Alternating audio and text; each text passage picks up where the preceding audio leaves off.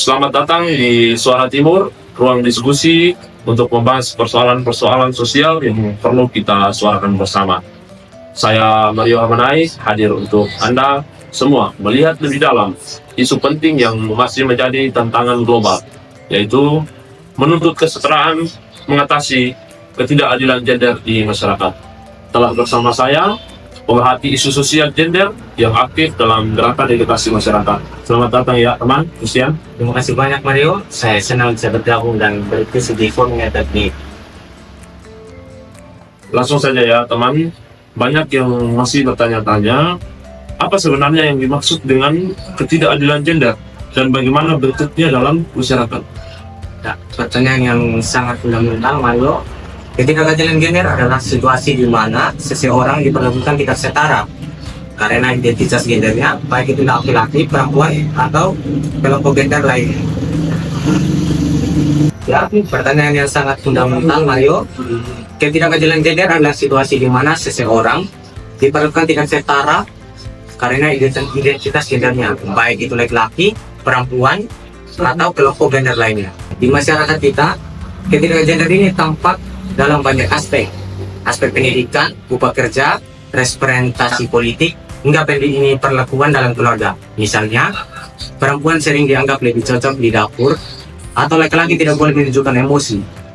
Itu adalah bentuk ketidakadilan yang bersumber dan norma-norma lama. Nah, menarik sekali ya teman-teman. Jadi banyak orang berpikir bahwa ketidakadilan gender hanya menyasar pada perempuan teman. Dan itulah yang ingin saya tanyakan, apakah laki-laki juga bisa mengalami diskriminasi gender?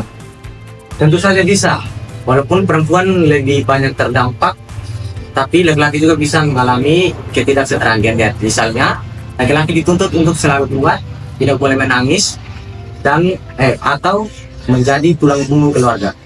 Ini semua adalah hal yang ini membatasi kebebasan individu dalam menjadi diri sendiri.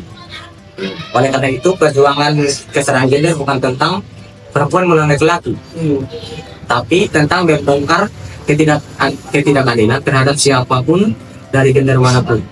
Luar biasa ya teman. Nah, jika kita bicara soal solusi, menurut teman, apa pendekatan yang paling efektif untuk mengatasi ketidakadilan gender di masyarakat saat ini? Ya, saya percaya pada 3 pendekatan. Yang pertama itu pendidikan.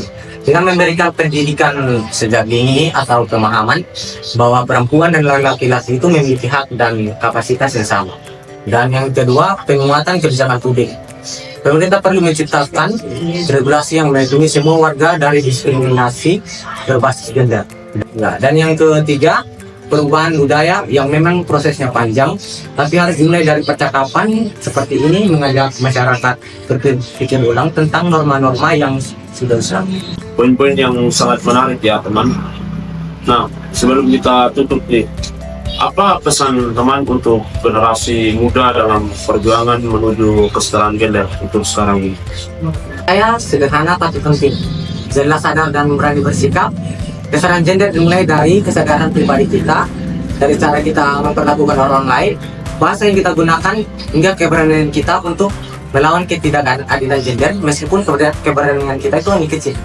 Dan ingat, jangan anggap isu ini sebagai hal sepele, karena ketidakadilan kali ini bisa menimpa siapa saja, kita atau orang sekitar kita di esok hari.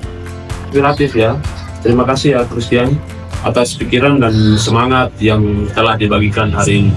Semoga diskusi ini bisa membuka mata dan hati kita semua untuk terus menuntut dan membangun kesetaraan di setiap lapisan masyarakat. Untuk para pendengar, tetaplah bersama kami di Suara Timur untuk episode-episode penuh makna berikutnya. Saya Mario Hamanai, pamit undur diri. Hidup setara, hidup bermartabat. Sampai jumpa.